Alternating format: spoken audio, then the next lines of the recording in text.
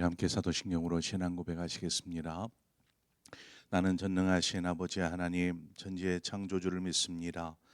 나는 그의 유일하신 아들 우리 주 예수 그리스도를 믿습니다.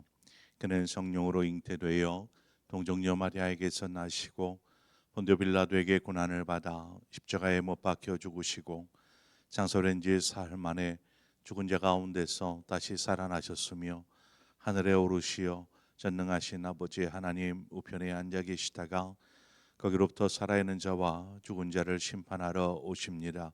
나는 성령을 믿으며 거룩한 공교회와 성도의 교제와 죄를 용서받는 것과 몸의 부활과 영생을 믿습니다. 아멘. 우리 함께 찬송가 176장 주 어느 때 다시 오실는지 아는 이가 없으나 우리 시간 함께 찬송하도록 하겠습니다. 찬송가 176장입니다.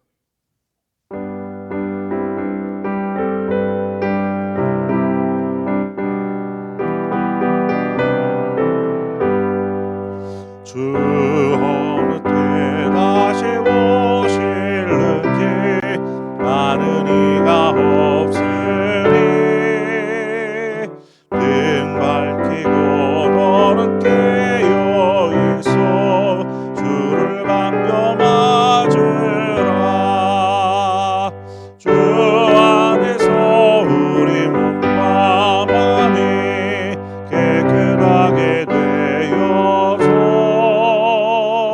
주 예수님 다시 오실 때에 모두 기쁨으로 맞으라.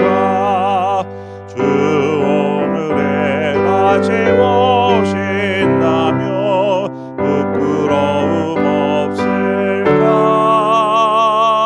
잘하였다 주님 칭찬하며 우리 맞아주실까. 주 안에서 우리 몸과 마음이 깨끗하게 되어서 주 예수님 다시 오실 때에 모두 기쁨으로 맞으라. 주 예수님 맡겨주신 일에 모두 충성 다했나.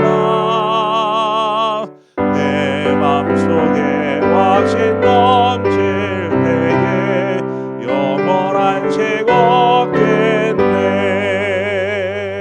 주 안에서 우리 몸과 마음이 깨끗하게 되어서 주 예수님 다시 오실 때에 모두 기쁨으로 맞으라. 주 예수님 언제 오실는지 밤밤이 날아제나. 늘 깨어서 주님 안는 성도 주의 영광 보겠네. 주 안에서 우리 몸과 마음이 깨끗하게 되어서 주 예수님 다시 오실 때에 모두 기쁨으로 맞으라. 하나님 말씀 보겠습니다. 역대하 19장 1절에서 3절의 말씀입니다. 역대하 19장 1절에서 3절의 말씀 교독합니다. 유다 왕 여호사밧이 평안히 예루살렘에 돌아와서 그의 궁으로 들어가니라.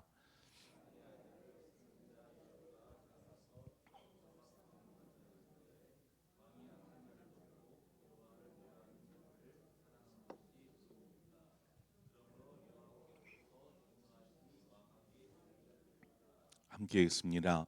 그러나 왕에게 선한 일도 있으니 이는 왕이 아세라 목상들을 이 땅에서 없애고 마음을 기울이어 하나님을 찾음이니이다 하였더라. 아멘. 오늘 본문의 1절에 보면 여호사밧이 전장에서 평안히 이렇게 예루살렘으로 돌아오게 됩니다. 이렇게 기록하고 있는데 2절에 가서는 이제 정장에서 죽다 살아난 여호사밧을 맞이한 사람이 이제 선견자 하나니 예후라고 되어 있습니다. 하나니의 아들 예후. 2절에 보니까 하나니의 아들 선견자 예후가 나가서 여호사밧 왕을 맞아 이르되, 그런데 이 예후가 왕을 맞이하려고 이제 오는 그를 맞아서 하는 이야기가 그렇습니다. 왕이 악한 자를 돕고 여호와를 미워하는 자들을 사랑하는 것이 옳으니까 그런즉 여호와께로부터 진노하심이 왕에게 임하리이다라는 것입니다. 하나님께서 여호사밧에게 은혜를 베풀어서 그가 전장에서 큰 어려움을 당하였지만 그럼에도 불구하고 무사히 평안하게 이제 예루살렘으로 돌아오게 되었습니다. 그러나 그가 하나님의 뜻에 벗어난 것에 대한 어떤 잘못을 하나님은 그냥 지나치지 않고 선교자 예후를 통하여서 여호사밧을 책망하는 내용이 바로 뒤이어서 나오게 됩니다. 예후가 여호사밧을 책망하는 내용, 이 내용을 보면 두 가지로 나오는데, 먼저는 왕이 악한 자를 도왔다라는 것입니다. 여기서 말하는 악한 자란 아합을 이야기하는 것이겠지요. 여호사밧이 아합과 정치적인 또 군사적인 동맹을 맺고 또 그런 동맹과 더불어서 길르앗 라못이라는 이 아람이 차지하고 있는 이 성읍을 치기 위해서 전장에까지 함께 한 일에 대하여서 지금 하나님으로부터 책망을 듣고 있는 곳입니다. 아합과 함께했다라는 악한 자를 도왔다라는 것이죠. 아합이 어떤 인물입니까? 아합은 북이스라엘의 왕들 가운데 우상 숭배에 있어서는 가장 열심이었던 왕이 바로 아합 왕입니다. 즉 하나님의 뜻에 반하는 일을 가장 앞장서서 했었던 사람이다라고 이야기할 수 있습니다. 그런 아합과 함께 아합을 도와서 이 전장에 나아갔다라는 것, 그것은 결코 하나님이 기뻐하시는 일이 아니었음을 우리는 이 꾸짖음을 통해서 알 수 있습니다. 또한 두 번째 책망하는 것이 여호와를 미워하는 자들을 사랑하였다라는 것입니다. 여호와를 미워하는 자, 그럼 여호와를 미워하는 자들이란 누구를 말하는 걸까요? 우리가 명확하게 구체적으로 언급하지 않아서 누구인지는 알 수 없지만 아마 아합을 따르는 무리들, 즉 그 거짓 예언을 했었던 그 400명의 선지자들, 이들일 가능성이 큽니다. 그들은 하나님의 그 말씀을 전하는 선지자 미가야를 향하여서 핍박하기도 하였고, 더불어 거짓된 말로 하나님의 뜻에 반하는 이 전장에 참여하도록 나가게 했었던 사람들입니다. 이 거짓 선지자들을 여호사밧이 사랑했다 이렇게 이야기할 수는 없지만 그들의 말처럼 아람과의 전장에 함께 참여함으로 그 참여했다라는 이유가 이들의 의견에 이들의 말에 동조하였다라는 의미로 해석할 수 있지요. 바로 이것이 여호사밧이 하나님의 뜻을 따르지 않고 그를 행함으로 결국 책망을 받는 일이 되었습니다. 자, 그로 말미암아 2절 말미에 보니까 하나님께서 진노가 임하였다, 하나님께서 진노하셨다라고 기록하고 있는데, 그러면 하나님의 진노가 무엇이었는가? 무엇이었겠습니까? 가장 먼저 생각할 수 있는 것은 그 전장에서 목숨이 위태할 상황까지 이르게 된 일이라고 이야기할 수 있지만, 이후에 여호사밧이 하나님의 진노로 말미암아 큰 어려움이나 어떤 이런 일을 받게 되었다라고 뭐 그런 내용이 이후로 나오지 않습니다. 이유는 여호사밧이 이후로 그 일을 이유로 하나님을 더욱 의지하고 하나님을 구하고 찾았기 때문에 그렇습니다. 이것은 무엇을 우리에게 교훈하고 있는가? 바로 하나님의 진노나 하나님의 책망 이와 같은 그 하나님의 징계는 단순히 어떤 우리가 하나님 앞에서의 죄를 범하였거나 잘못을 했기 때문에 그 죄에 대한 어떤 처벌의 의미가 아니다라는 것을 가르쳐 줍니다. 하나님은 우리가 잘못하였을 때 너 잘못했으니까 혼나야지 하고 혼을 내키는 그런 분이 아니십니다. 하나님께서 분명히 진노하시고 책망하시고 징계하실 이 모든 이유는 어떤 처벌의 의미가 아니라 하나님께로 다시금 돌아서라, 관계를 회복하자라는 그러한 의미, 목적이 있다라는 것을 우리는 이 구절을 통하여서 알 수 있습니다. 이 교훈은 우리의 신앙에 있어서도 굉장히 중요한 것을 가르쳐 주고 있습니다. 우리가 실수하거나 또 하나님의 뜻에 반하여 행동함으로 하나님으로부터 책망과 꾸지람을 들을 수 있습니다. 그런데 이러한 하나님의 책망과 꾸지람, 징계로 말미암아 어려움을 겪는다 할지라도 책망을 받는다 할지라도 우리가 기억할 것은 여호사밧과 같은 그런 자세가 필요하다라는 것이죠. 여호사밧이 하나님을 찾습니다. 더욱 힘써 하나님께로 돌아섭니다. 그리고 하나님을 구하고 찾는 이 일을 하는 것이죠. 그러니까 하나님의 징계, 꾸지람, 책망의 이유는 돌아서서 하나님과의 관계를 회복하자라는 이 목적에 있는데 지금 여호사밧이 하나님으로부터 꾸지람, 책망을 받을 만한 일을 하고서도 그가 하나님께 돌아섬으로 그에게 어떠한 다른 진노의 내용이 없더라는 것입니다. 참 중요한 것을 가르치죠. 그래서 우리의 삶에 어떤 문제 해결의 지름길은 하나님께로 돌아서는 것, 바로 그것이 문제 해결의 지름길이다라는 것입니다. 하나님은 우리의 그 연약함, 그래 연약하니까 뭐 그럴 수 있지 하고 그 연약함을 방치하지 않으십니다. 오히려 우리를 믿음 안에서 훈련시키시고 연단시키십니다. 그래서 연약함으로 더 이상 무너지지 아니하도록 우리를 도우시는 분이십니다.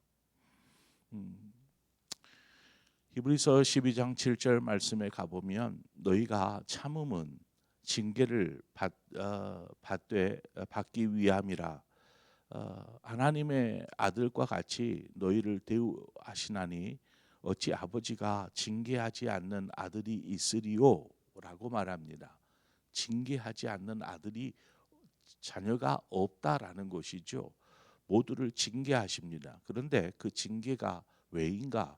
12절 13절에 가보면 그러므로 피곤한 손과 연약한 무릎을 일으켜 세우고 너희 발을 위하여 곧은 길을 만들어 저는 다리로 하여금 어그러지지 않고 고침을 받게 하라.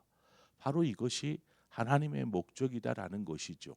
하나님의 징계의 목적은 우리의 연약함을 그냥 그대로 두는 것이 아니라 이것을 훈련하고 단련하여서 연약하지 않는, 넘어지지 않는, 그래서 튼튼한 믿음의 사람으로 세우기 위함이라는 것을 분명하게 우리에게 가르쳐 주고 있습니다.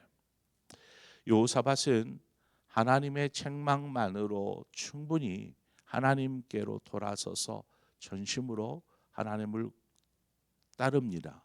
이제 그 내용이 4절부터 계속 쭉 나오는데 이 부분은 이제 다음에 나누기로 하고 3절의 말씀을 보니까 그러나 왕에게 선한 일도 있으니 이는 왕이 아세라 목상들을 이 땅에서 없애고 마음을 기울여 하나님을 찾음이니이다 하였더라. 이것은 이전에 그 여호사밧이 어떠한 길을 걸었는가 이 부분에 대해서 칭찬하는 내용이지요.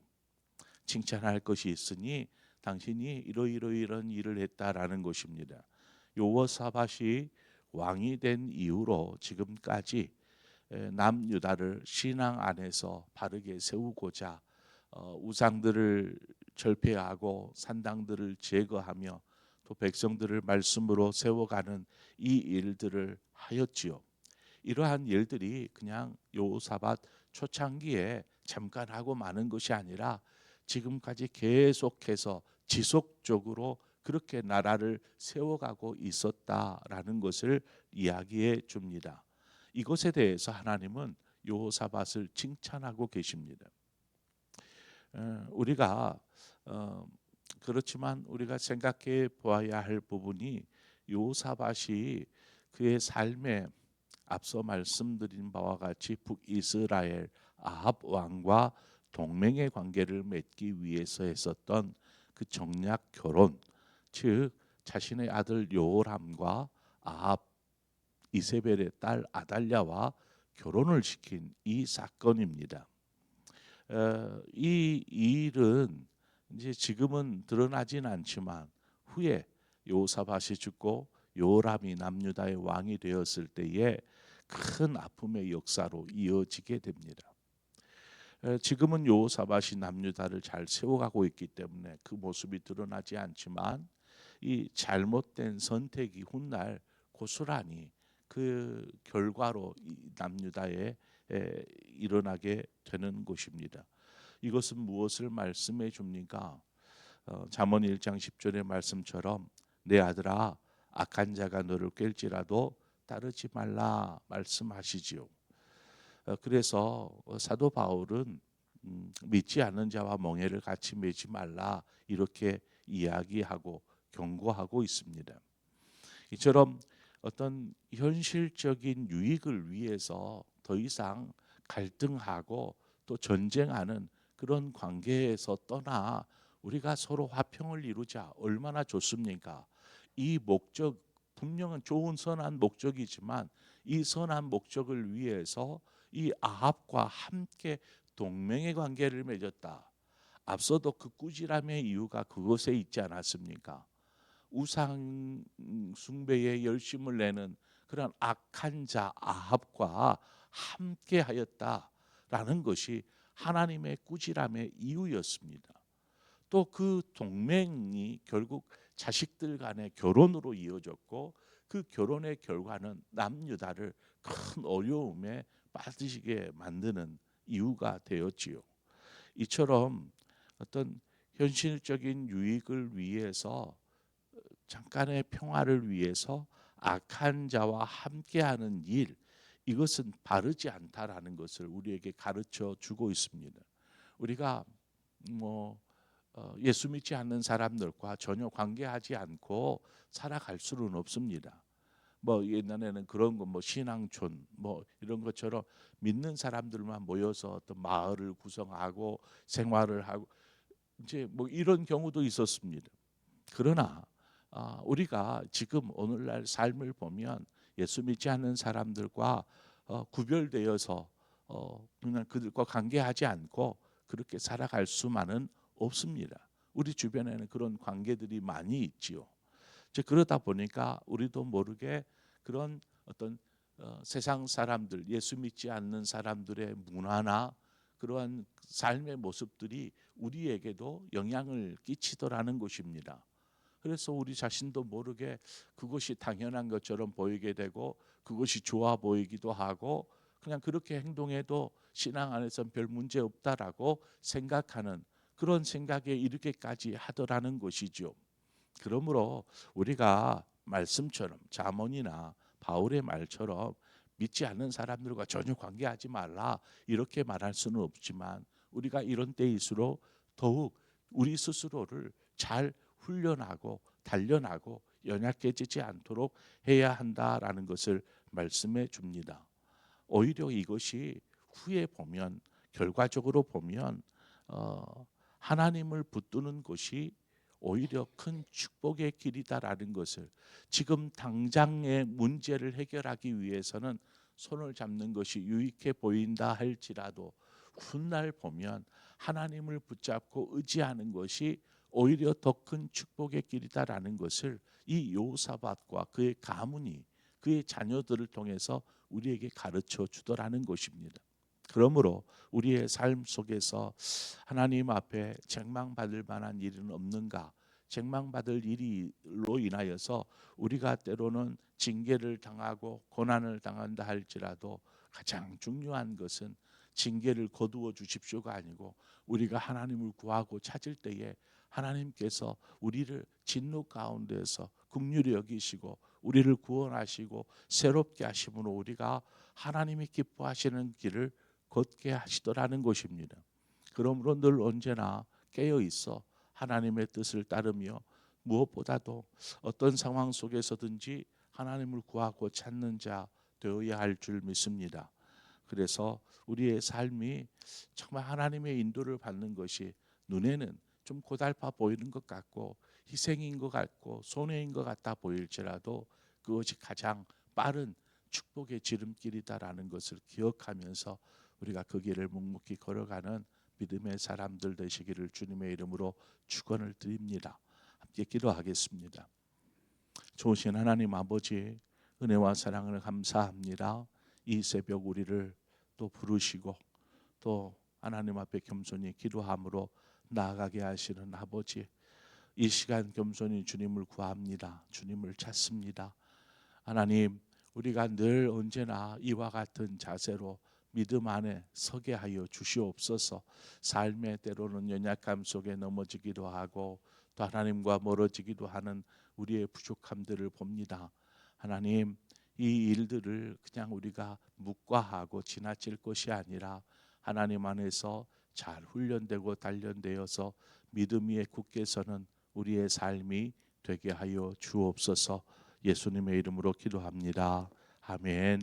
오늘 말씀을 생각하면서 하나님, 우리가 늘 언제나 하나님의 말씀 앞에 서게 하시고 하나님을 구하고 찾는 그런 신앙의 모습으로 늘 서게 하여 주옵소서. 그런 신앙의 승리자가 바로 여호사밧이었습니다. 연약함 속에서도 하나님을 구하고 찾는 사람, 바로 그런 사람이게 하여 주옵소서. 우리가 그렇게 말씀을 생각하면서 기도하고 더불어서 우리 환우들을 위해서 기도하십시다. 여러 많은 환우들이 있습니다. 특히나 우리 어르신들 중에는 또 요양원에 계시는 분들도 계시고 또 몸져 이렇게 교회도 나오지 못하고 또 가정에서만 거하시는 분들도 계십니다. 우리 그런 분들의 신앙, 저 영원한 하나님의 나라를 소망하는 그 믿음 잃지 않도록, 흔들리지 않도록 우리 환우들을 위해서 기도해 주시고 또 우리 최용수 집사님 또 수술을 하였습니다. 수술 이후에 모든 회복들이 잘 진행될 수 있도록 위해서 기도해 주시고 우리 교회를 위해서 또 오늘 저녁에 있을 기도회를 위해서 함께 기도하고 여러분 각자의 기도의 제목으로 기도하시다 자유롭게 돌아가시겠습니다. 함께 기도하겠습니다. 하나님 아버지, 은혜를 감사합니다. 아버지, 오늘 이 새벽 또한 우리를 부르시고 또 말씀하여 주시는 아버지, 하나님의 아들 예후를 통하여서 하나님 평안이 돌아오는 하나님 그 여호사밧을 향하여서